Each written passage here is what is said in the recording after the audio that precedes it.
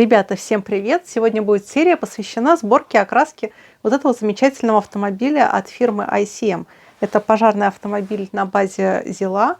И самое интересное, что это, наверное, самый узнаваемый пожарный автомобиль на территории всего бывшего Советского Союза. Итак, поехали!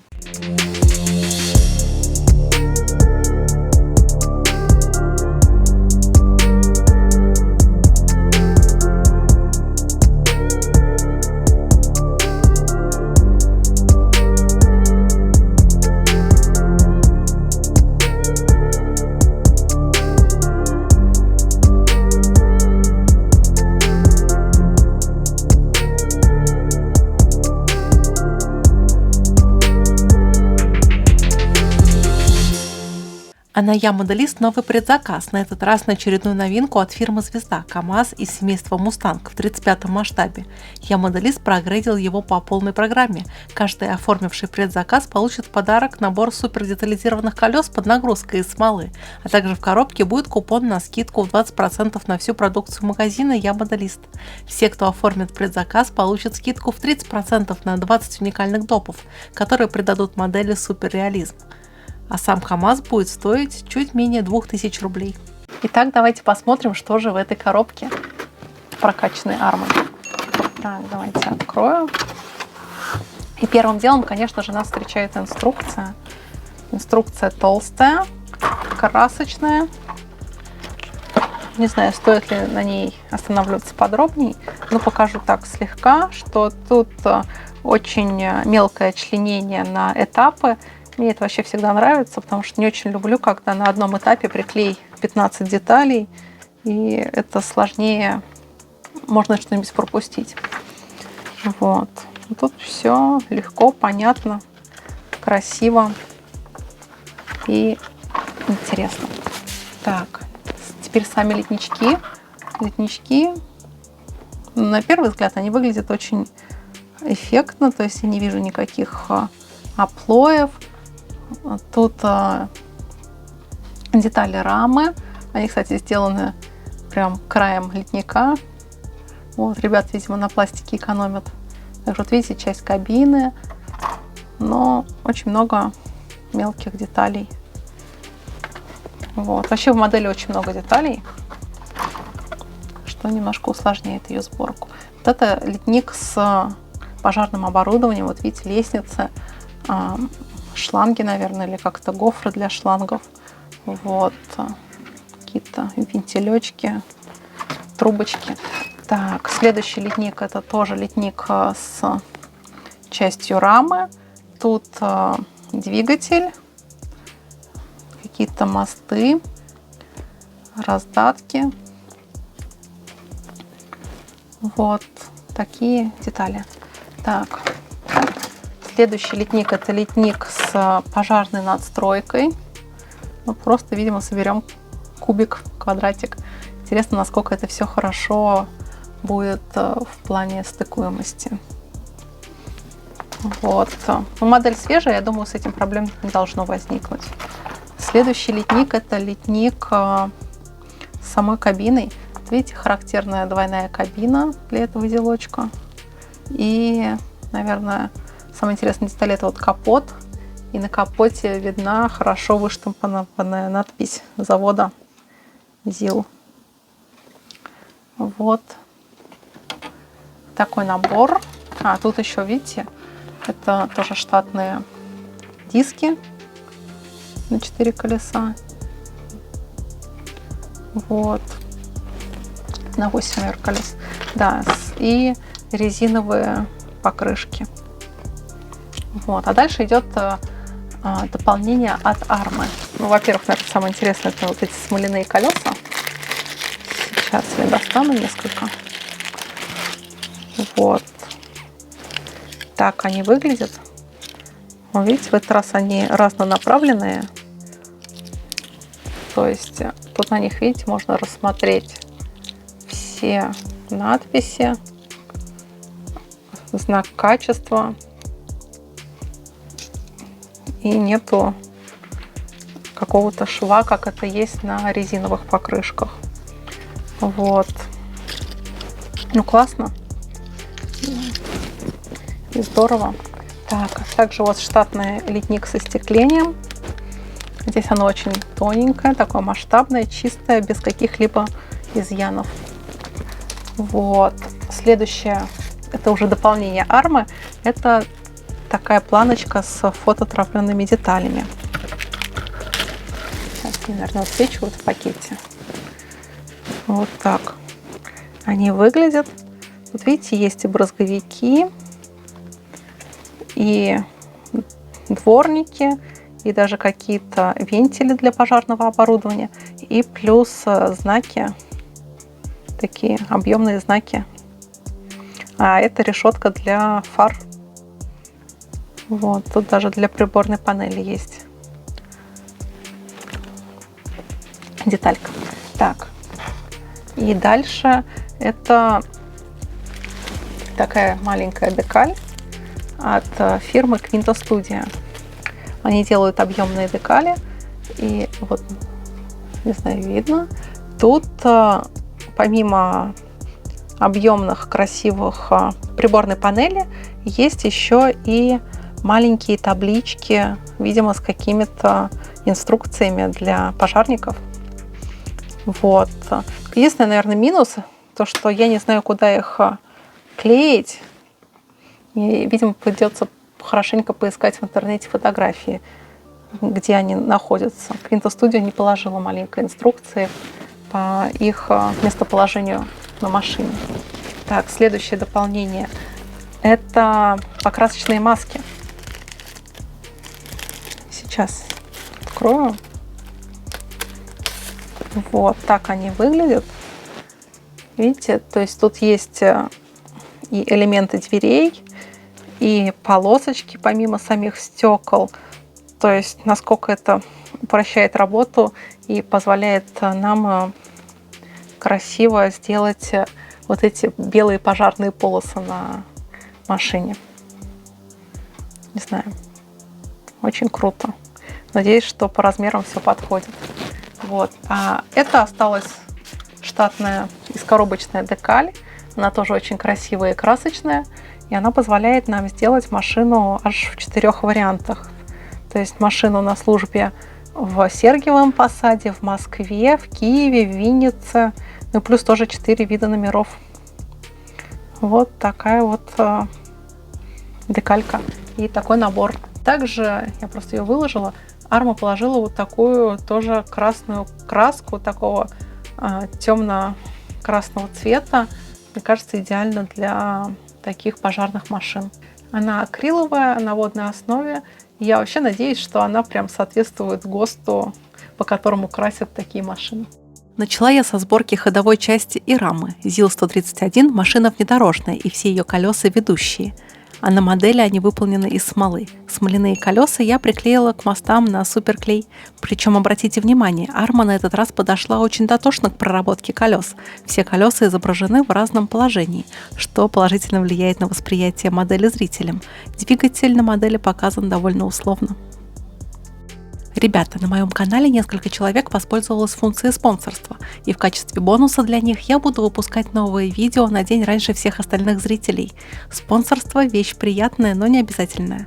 Вы можете также продолжать наблюдать за моим творчеством абсолютно бесплатно, в полном объеме. Далее я приступаю к сборке кабины. Тут она двойная, и даже без пожарной надстройки модель смотрится очень брутально. Ну и дособираю остальные части пожарной машины, в частности пожарную надстройку, а при помощи фототравления делаю вентили на пожарном оборудовании. АЦ-40 – пожарная автоцистерна на шасси полноприводного грузового автомобиля ЗИЛ-131, предназначена для доставки к месту пожара боевого расчета из 7 человек, пожарного оборудования, воды и пенообразовывателя, а также для тушения пожара водой из цистерны, открытого водоема или водопроводной сети, воздушно-механической пены с использованием привезенного или забираемого из постороннего резервуара пенообразовывателя. Самый распространенный тип пожарного автомобиля на территории бывшего СССР, который до сих пор можно встретить практически во всех городах и сельских районах на пространстве СНГ. Силуэт именно этой машины стал настолько узнаваемым, что его стилизованное изображение часто используется в пожарной атрибутике или на плакатах противопожарной пропаганды. Основная сборка закончена, пора приступать к окраске. Вначале грунтую модель. Красный грунт тут будет, кстати, в отличие от других моделей. Надеюсь, грунт такого не самого удачного цвета у меня скоро закончится. Машинами этого типа, начиная с 70-х годов прошлого века, комплектовались городские и сельские пожарные части, ведомственные пожарные части, пожарные подразделения в войсковых частях, пожарно-химические станции лесной охраны, аэродромы, морские и речные порты. За счет высокой проходимости базового шасси машина получилась универсальной, способной добраться до очага пожара даже по бездорожью или в условиях снежных заносов на дорогах и во дворах. Удачной оказалась и конструкция пожарной надстройки, которая обладала сравнительно простой и ремонтно-пригодной конструкцией, даже в условиях сельских пожарных частей, достаточно удачным насосом, продуманным расположением пожарного вооружения, лафетным стволом. Крашу раму в черный цвет. Тут я по традиции окрашиваю раму краской от фирмы АК. Автомобиль у меня не простой, а пожарный, и у него есть соответствующая маркировка, которая состоит из белых элементов, а именно белых передних дверей, белые полосы на капоте, на корме машины и по бокам пожарной надстройки. Эти элементы я буду красить при помощи масок, то есть я вначале покрашу их белой краской от Pacific, и ее можно купить в магазине Я Моделист, потом приклею маски, а после этого задую базовым красным цветом саму машину. Были у машины и недостатки, прежде всего невысокие динамические характеристики, перегрев двигателя при работе насоса, поэтому для машин, поставляемых в жаркие регионы СССР, было предусмотрено дополнительное охлаждение водой, подаваемого из цистерны или гидранта. Большая посадочная высота, которая затрудняла быстрый выход боевого расчета из кабины и приводила к травмам. Автомобили этого типа до сих пор массово эксплуатируются, даже в пожарных частях, которые получили новую технику, АЦ-40 модель 137 продолжают службу в качестве резерва. Множество машин 1980-х годов выпуска стоят еще законсервированными с завода. Тем не менее, МЧС России производит постепенный вывод эксплуатации этих автомобилей. Из крупных городов хорошо сохранившиеся машины передаются в сельские пожарные части, где зачастую заменяют вышедшие из строя однотипные. Передаются машины и в добровольной пожарной охране.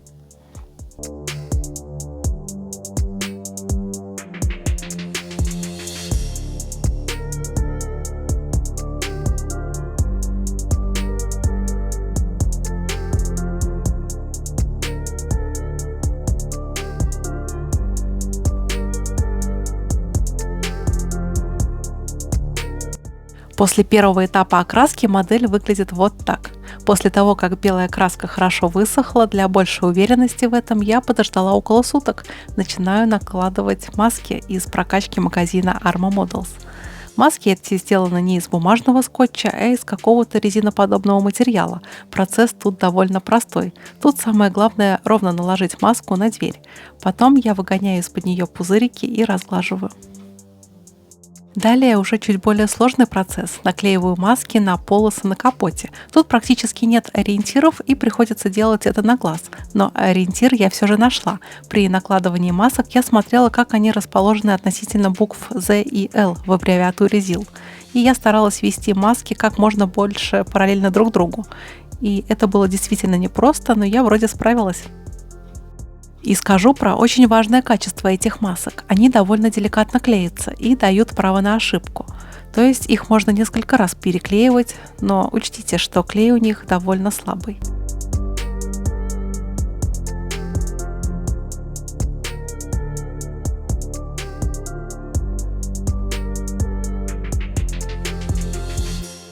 А вот маски для задней двери выполнены одинаково, что неправильно, так как расположение петель у дверей несимметричны.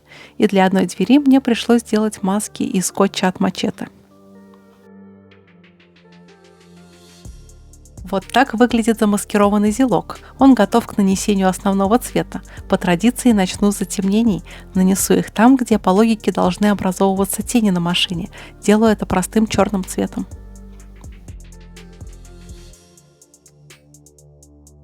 В Казахстане и Узбекистане по причине дефицита запасных частей для шасси ЗИЛ и их высокой степени износа пожарная настройка 137 модели переставляется на другие шасси, чаще всего корейские или китайские, и продолжает службу. В Республике Татарстан по инициативе главы республики работает уникальная государственная программа капитального ремонта пожарной техники. На предприятии в городе Набережные Челны автомашинам ЗИЛ, КАМАЗ, Урал дают вторую жизнь, оснащая новыми двигателями и современным оборудованием пожаротушения. Пожарные автомашины на шасси ЗИЛ-131 очень незаменимы в сельских районах республики, прежде всего из-за простоты в обслуживании и отличной проходимости. Далее идет процесс нанесения основного цвета, красного. Я буду использовать тот оттенок, который Арма положила вместе с ЗИЛком в качестве дополнения. Красный очень капризный цвет, с ним стоит быть поаккуратней. Если его наносить тонким слоем, то он будет по сути розовым, так что я аккуратно в несколько заходов покрываю модель базовым цветом. А после нанесения базового цвета в красный я добавлю немного желтого и делаю высветление верхней части поверхности модели. То же самое я проделываю и с кабиной.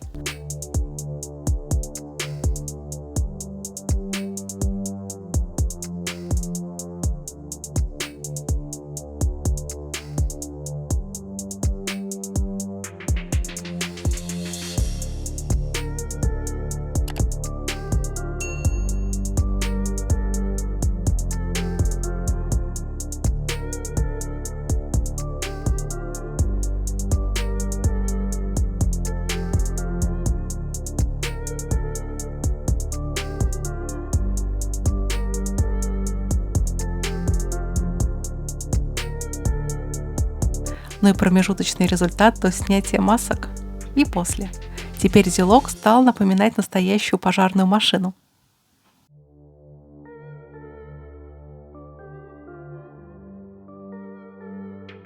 Теперь время докрасить мелочевку, но перед этим я немного поигралась с черным шейдером. Результат этих игр вы можете отлично заметить на белых дверях.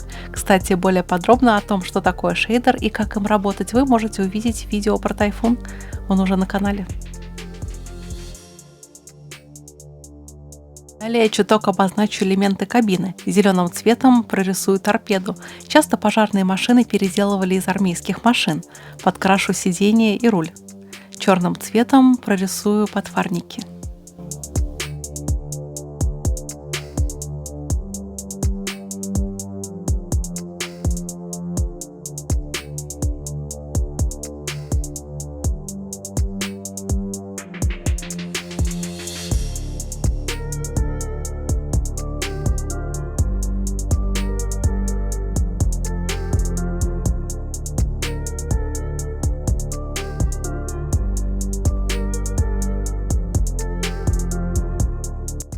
После нанесения глянцевого лака я принялась наклеивать декали, а декали тут очень интересные. Я решила делать машину из Сергиева Посада.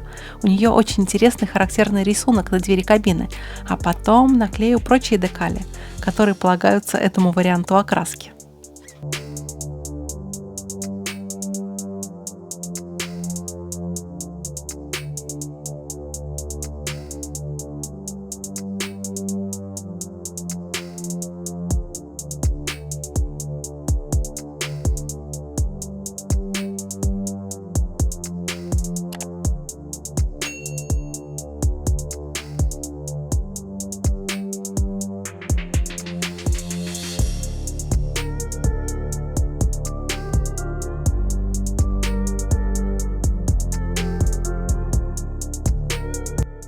И не стоит забывать про регистрационные знаки.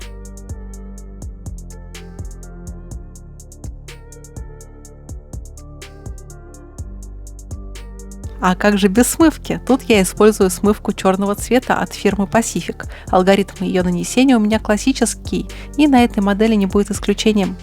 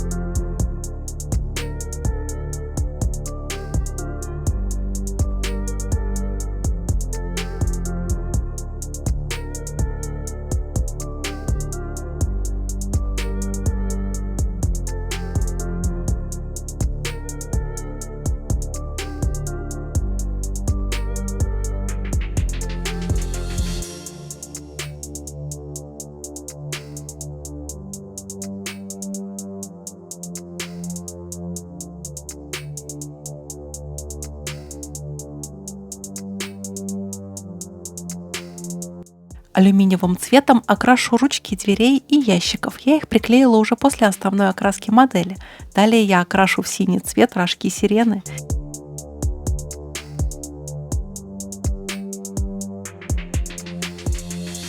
И один из финальных этапов – это метод сухой кисти. Я смешиваю базовый красный цвет с желтым и почти сухой кистью выделяю выступающие грани у модели.